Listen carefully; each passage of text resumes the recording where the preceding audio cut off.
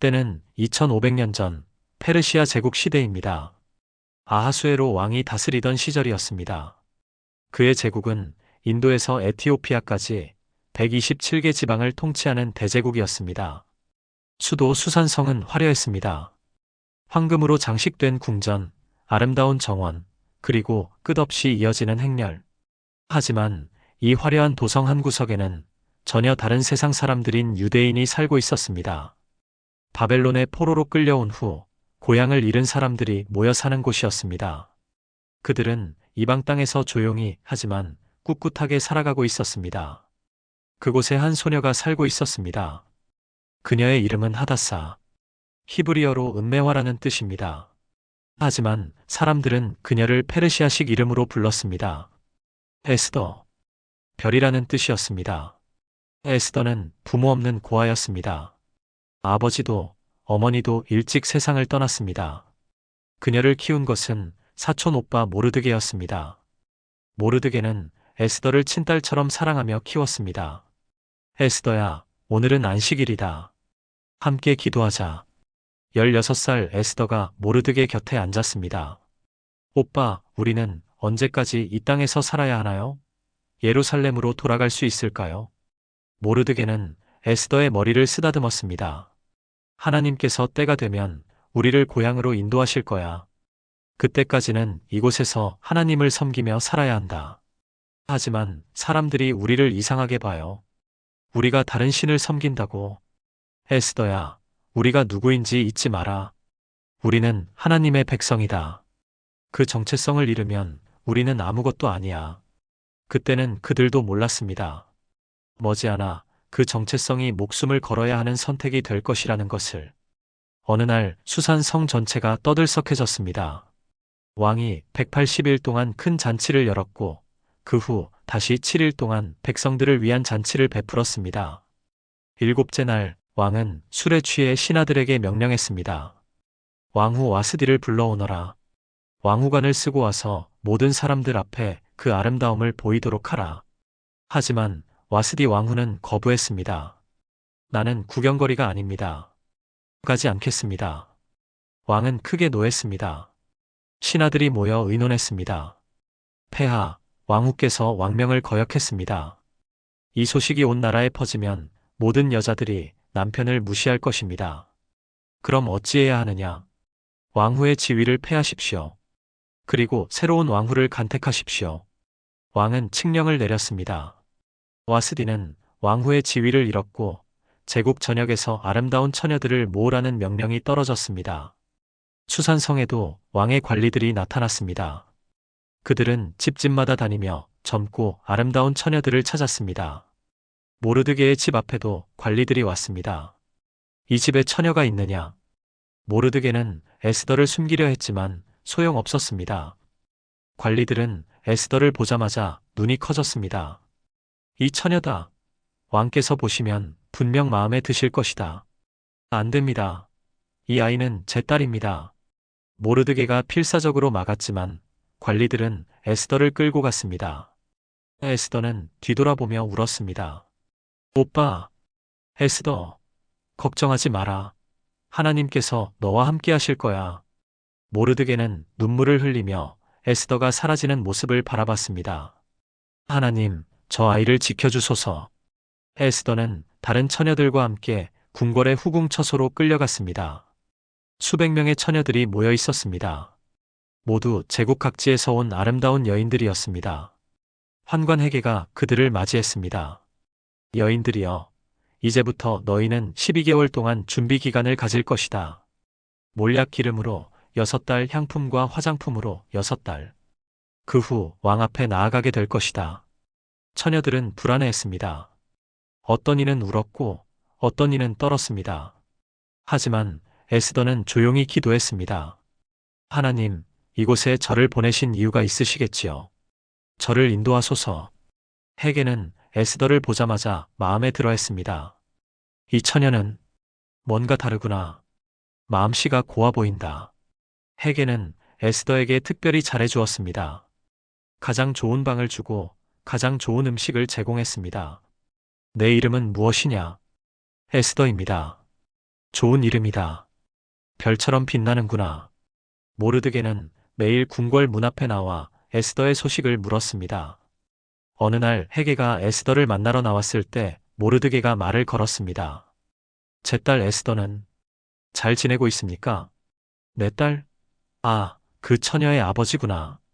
걱정 마라. 왕께서도 분명 마음에 들어 하실 것이다. 부탁이 하나 있습니다. 에스더에게 전해 주십시오. 자신의 민족과 출신을 말하지 말라고. 왜 그러느냐? 유대인이라는 것이 알려지면 혹시 모를 위험이 있을 수 있습니다. 헤게는 고개를 끄덕였습니다. 알았다. 전하겠다. 에스더는 모르드게의 말을 들었습니다. 그리고 마음속 깊이 간직했습니다. 자신이 유대인이라는 사실을. 12개월이 흘렀습니다. 드디어 에스더가 왕 앞에 나갈 차례가 되었습니다. 헤게가 물었습니다. 에스더, 무엇이 필요하냐? 보석, 화려한, 내가 준비해주마. 에스더는 고개를 저었습니다.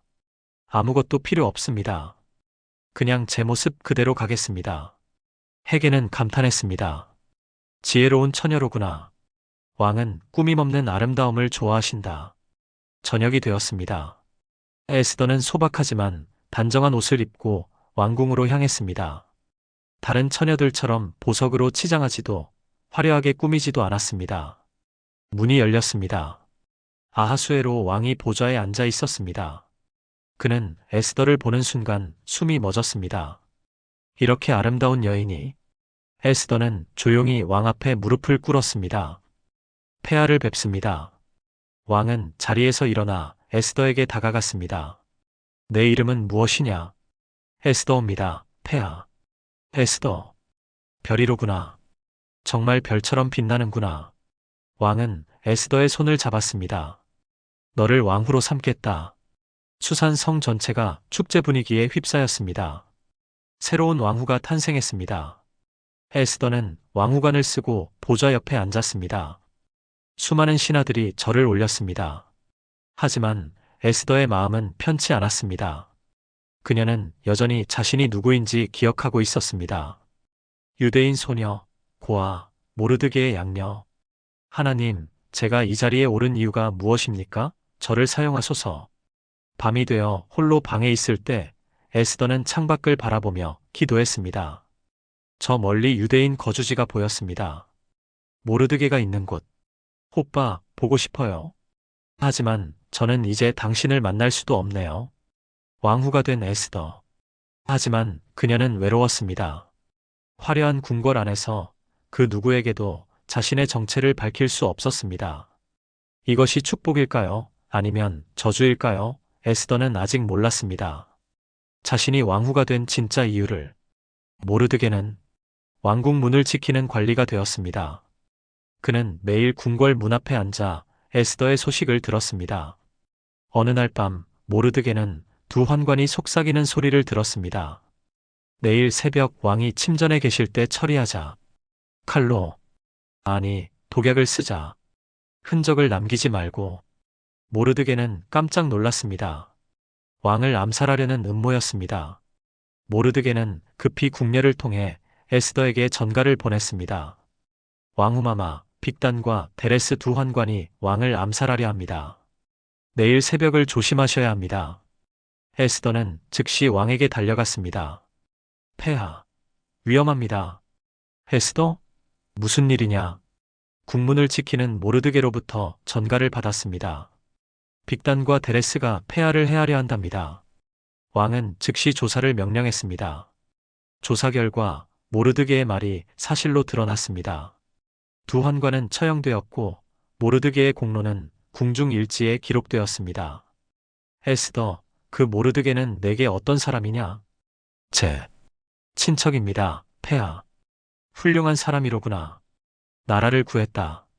하지만 모르드게는 어떤 상도 받지 못했습니다. 다만 그의 이름이 기록되었을 뿐입니다. 그 후 얼마 지나지 않아 왕은 한 신하를 크게 높였습니다. 그의 이름은 하만. 아각 사람이었습니다. 왕은 하만을 총리로 임명하고 모든 신하들이 그 앞에서 절하도록 명령했습니다. 이제부터 하만은 나의 오른팔이다. 모든 신하는 하만 앞에서 무릎을 꿇어라. 국문 앞에 있던 모든 관리들이 하만이 지나갈 때마다 절했습니다. 하지만 한 사람만은 절하지 않았습니다. 모르드게였습니다. 다른 관리들이 모르드게에게 속삭였습니다. 모르드게, 당신도 절해야 하오. 왕의 명령이요. 나는 절할 수 없소. 왜요? 왕명을 거역하면 죽을 수도 있소. 나는 유대인이요. 우리는 하나님 외에는 어느 누구에게도 절하지 않소. 하지만 내 목숨이 위태로워도 나는 내 믿음을 저버릴 수 없소. 이 소식은 곧 하만의 귀에 들어갔습니다. 하만이 직접 국문으로 왔습니다. 과연 모르드게는 다른 사람들처럼 바닥에 엎드려 있었지만 절은 하지 않았습니다. 그저 고개를 숙였을 뿐입니다. 하만은 분노로 얼굴이 붉어졌습니다. 내가 모르드게냐? 그렇습니다. 왜 나에게 절하지 않느냐? 저는 유대인입니다. 우리는 하나님 외에는 절하지 않습니다. 유대인이라고? 하만의 눈에 악독한 빛이 스쳤습니다. 하만은 집으로 돌아가 아내 세레스와 친구들을 불렀습니다. 오늘 그 유대인 놈이 나를 모욕했소. 어떻게 감히? 유대인, 저 천한 민족, 바벨론의 포로 주제에. 하만은 분노로 떨었습니다. 세레스가 말했습니다. 여보, 한 사람만 처벌하지 마시고 차라리 유대인 전체를 없애버리는 게 어때요? 하만의 눈이 번뜩였습니다. 그것 좋은 생각이요. 한 놈만 죽이는 것으로는 성이 안 차. 유대인 전체를 없애버리겠소. 하지만 어떻게? 왕께 말씀드리면 되지. 유대인들이 나라를 어지럽힌다고. 왕의 법을 따르지 않는다고. 하만은 즉시 점쟁이를 불렀습니다. 부르, 즉 제비를 던져 유대인들을 멸할 날을 정하라. 점쟁이는 제비를 던졌습니다. 제비는 12번째 달 아달월 13일을 가리켰습니다. 좋아, 그날이다. 그날 모든 유대인을 멸하리라. 다음 날 하만은 왕 앞에 나아갔습니다. 폐하 아뢰옵니다. 무슨 일이냐 하만.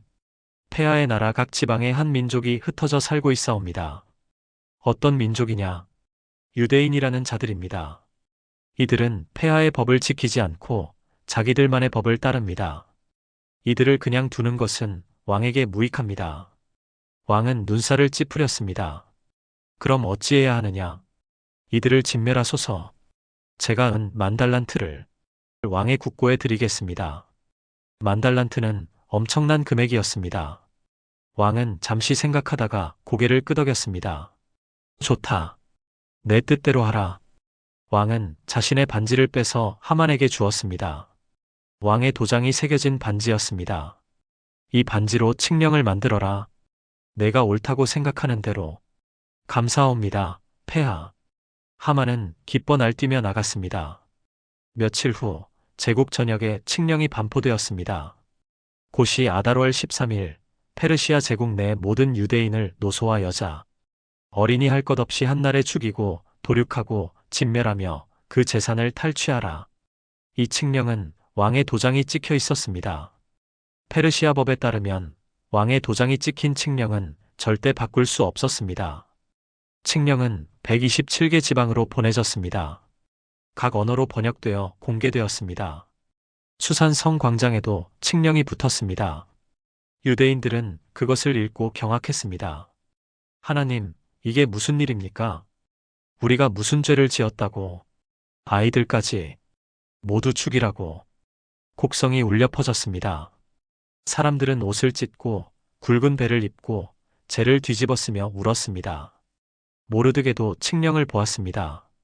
그는 옷을 찢고 굵은 베옷을 입고 머리에 재를 뒤집어 쓰고 성 안으로 들어가 크게 애통이 부르짖었습니다. 하나님, 당신의 백성을 구원하소서. 궁궐 안에서도 소동이 일어났습니다. 에스더의 시녀들이 급히 달려왔습니다. 마마, 큰일 났습니다. 무슨 일이냐? 모르드게 대감께서 굵은 베옷을 입고 성문 앞에서 통곡하고 계십니다. 에스더는 깜짝 놀랐습니다. 모르드게 오빠가 왜? 에스더는 급히 옷을 보냈지만 모르드게는 받지 않았습니다. 에스더는 환관 하닥을 보냈습니다. 하닥 가서 무슨 일인지 알아보거라. 하닥이 모르드게에게 갔습니다. 대감, 왕후마마께서 걱정하고 계십니다. 무슨 일입니까? 모르드게는 하닥에게 칙령 사본을 주었습니다. 이것을 왕후에게 전하시오. 그리고 이것도. 모르드게는 편지를 썼습니다. 하닥은 에스더에게 돌아가 칙령과 편지를 전했습니다. 에스더는 칙령을 읽고 얼굴이 창백해졌습니다. 이럴 수가. 그리고 모르드게의 편지를 펼쳤습니다. 에스더에게 우리 민족이 죽음의 위기에 처했다. 하만이라는 악한 자가 우리를 진멸하려 한다. 왕의 도장이 찍힌 칙령이 반포되었다. 아달월 13일 모든 유대인이 죽게 된다. 에스더야, 이제 너만이 우리를 구할 수 있다. 왕께 나아가 우리 민족을 위해 간청하라. 이 일을 위해 하나님께서 너를 왕후로 삼으신 것이 아니겠느냐. 에스더의 손이 떨렸습니다. 왕께 나아가라고 하지만 에스더는 하닥을 다시 보냈습니다. 에스더가 보낸 답장을 하닥이 모르드게에게 전했습니다. 오빠, 왕궁의 법을 모르십니까? 왕이 부르지 않는데 안으로 들어가는 자는 죽습니다. 다만 왕이 금올 곧 금으로 된 지시봉을 내미는 자만 살 수 있습니다. 그런데 왕께서 이미 30일 동안 저를 부르지 않으셨습니다. 제가 들어가면 죽을지도 모릅니다. 모르드게는 편지를 읽고 다시 답장을 썼습니다. 에스더야, 내가 왕후의 자리에 있다고 해서 다른 유대인보다 피할 수 있을 것으로 생각하지 마라. 이때에 내가 만일 잠잠하면 다른 데로부터 유대인에게 노임과 구원이 일어날 것이나 너와 내 아버지 집은 멸망하리라. 내가 왕후의 자리에 오른 것이 이때를 위함이 아니었겠느냐. 에스더는 편지를 읽고 한참을 생각했습니다. 그녀는 창밖을 바라봤습니다. 저 멀리 유대인 구역에서 곡성이 들려왔습니다. 이때를 위함이 아니었겠느냐. 에스더의 눈에서 눈물이 흘렀습니다. 그녀는 결심했습니다. 에스더는 하닥을 다시 불렀습니다. 하닥, 모르드게에게 이렇게 전하거라. 그녀의 목소리는 떨렸지만 단호했습니다. 가서 수산에 있는 유대인을 모아 나를 위해 금식하라. 밤낮 3일을 먹지도 말고 마시지도 말라. 나도 나의 시녀와 더불어 이렇게 금식한 후에 규례를 어기고 왕께 나아가리니 죽으면 죽으리라. 하닥이 편지를 모르드게에게 전했습니다. 모르드게는 편지를 읽고 눈물을 흘렸습니다. 에스더, 용감한 아이. 그는 즉시 수산의 모든 유대인을 모았습니다. 여러분, 들으십시오. 왕후 에스더께서 우리를 위해 목숨을 걸기로 하셨습니다. 우리도 3일 동안 금식하며 기도합시다. 3일 동안 수산의 모든 유대인이 금식했습니다. 남자도 여자도 아이들도 음식을 먹지 않았습니다. 그들은 밤낮으로 기도했습니다. 하나님, 우리를 구원하소서. 에스더 왕후를 지켜주소서. 왕의 마음을 움직여주소서. 궁궐에서도 에스더는 금식하며 기도했습니다. 첫째 날, 하나님, 두렵습니다. 하지만 제가 가지 않으면 제 백성이 죽습니다. 둘째 날, 하나님, 왕이 저를 부르지 않은 지 30일이 넘었습니다. 혹시 왕이 저를 싫어하시는 것은 아닐까요? 하지만 가야 합니다. 셋째 날, 하나님, 제 목숨을 드립니다. 죽으면 죽으리이다. 하지만 제 백성은 살려주소서. 3일째 되는 날, 에스더는 왕후의 예복을 입었습니다. 거울을 보니 금식으로 인해 얼굴이 헬쑥해져 있었습니다. 시녀가 걱정스럽게 말했습니다. 마마, 괜찮으시겠습니까? 괜찮다. 하나님께서 함께 하신다. 에스더는 심호흡했습니다. 그리고 궁궐 안뜰을 향해 걸어갔습니다. 궁궐 안뜰은 왕의 집무실 맞은편이었습니다. 왕이 보좌에 앉아 있으면 안뜰이 보였습니다. 에스더가 안뜰에 들어섰습니다.